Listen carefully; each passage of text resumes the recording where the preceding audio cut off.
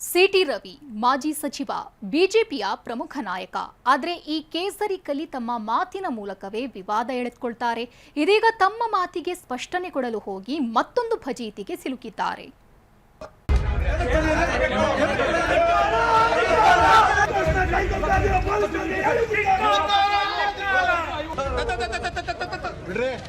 You are insulting the IO. You are obstructing my duty. ಮಾಜಿ ಸಚಿವರು class ತೆಗೆದುಕೊಳ್ತಿದ್ದಾರೆ. ಅವರ ಬೆಂಬಲಿಗರು ಕೂಡ ಬುಸುಗುಡುತ್ತಿದ್ದಾರೆ. ಇನ್ಸ್ಪೆಕ್ಟರ್ ವಿರುದ್ಧ ಸುತ್ತುವರಿದು ಘೋಷಣೆ ಕೂಗ್ತಿದ್ದಾರೆ. ಈ ಚಿತ್ರಣದಿಂದ ನೋಟಿಸ್ ನೀಡಲು ಬಂದ ಪೊಲೀಸ್ ಅಧಿಕಾರಿ ಬೇಸರಗೊಂಡ್ರು.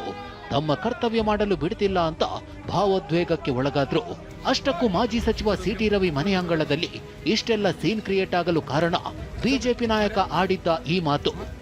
ಮುಲ್ಲಾನಿಗೂ ನೀಟ್ ಎಕ್ಸಾಮ್ಗೂ ಏನ್ ಸಂಬಂಧ? ಎದೆ ಹೇಳಿದ್ರೆ 3 ಅಕ್ಷರ ಬರಲ್ಲ. ಆತ ಬಂದು ನೀಟ್ ವಿರುದ್ಧ ಹೋರಾಟ ಅಂತೆ. ಧರ್ಮೇಂದ್ರ ಪ್ರಧಾನ್ ರಾಜೀನಾಮೆ ಕೊಡ್ಬೇಕಂತೆ, ಮೋದಿ ಹಠಾವಂತೆ.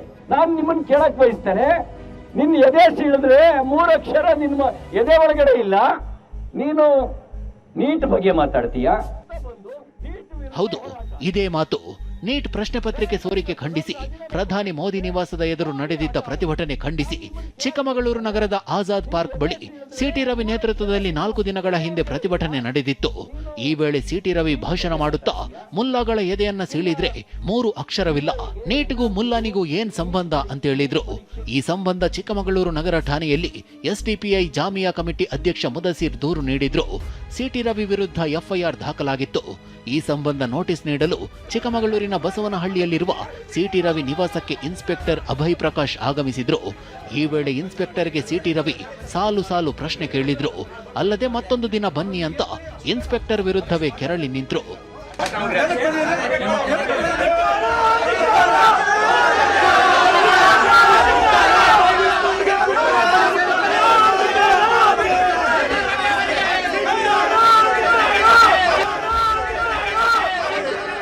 ಈ ವೇಳೆ ಸಚಿವರ ಬೆಂಬಲಿಗರು ಕೂಡ ಇನ್ಸ್ಪೆಕ್ಟರ್ ಸುತ್ತುವರಿದು ಆಕ್ರೋಶ ಹೊರಹಾಕಿದ್ರು. ಅಲ್ಲದೆ ಇನ್ಸ್ಪೆಕ್ಟರ್ ಅನ್ನ ಹಿಂಬಾಲಿಸಿ ಘೋಷಣೆ ಕೂಗಿದ್ರು. ಈ ವೇಳೆ ಕೋಪಗೊಂಡ ಅಧಿಕಾರಿ ನನ್ನ ಕರ್ತವ್ಯಕ್ಕೆ ಅಡ್ಡಿಪಡಿಸುತ್ತಿದ್ದೀರೆಂದು ಕಿಡಿಕಾರಿದ್ರು.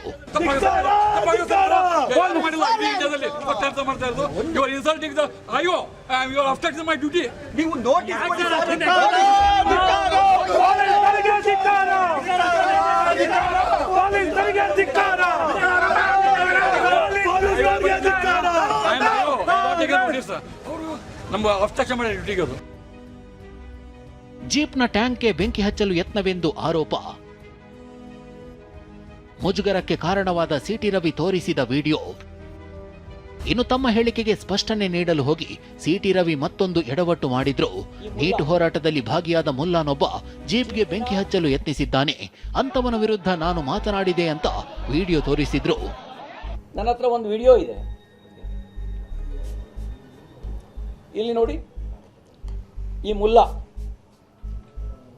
ಜೀಪಿನ ಪೆಟ್ರೋಲ್ ಟ್ಯಾಂಕಿಗೆ ಕಡ್ಡಿಗೀರಿ ಬೆಂಕಿ ಹಾಕ್ಲಿಕ್ಕೆ ಹೋಗ್ತಾ ಇದ್ದಾನೆ. ಈ ಮುಲ್ಲಾನ್ ಬಗ್ಗೆನೇ ನಾನು ಹೇಳಿದ್ದು. ಅಸಲಿಗೆ ಈ ದೃಶ್ಯ ನೀಟ್ ವಿರುದ್ಧದ ಹೋರಾಟದ್ದಲ್ಲ. ಬಿಹಾರದಲ್ಲಿ 8 ದಿನಗಳ ಹಿಂದೆ ನಡೆದ ರಸ್ತೆ ಅಪಘಾತದ ವಿಡಿಯೋ.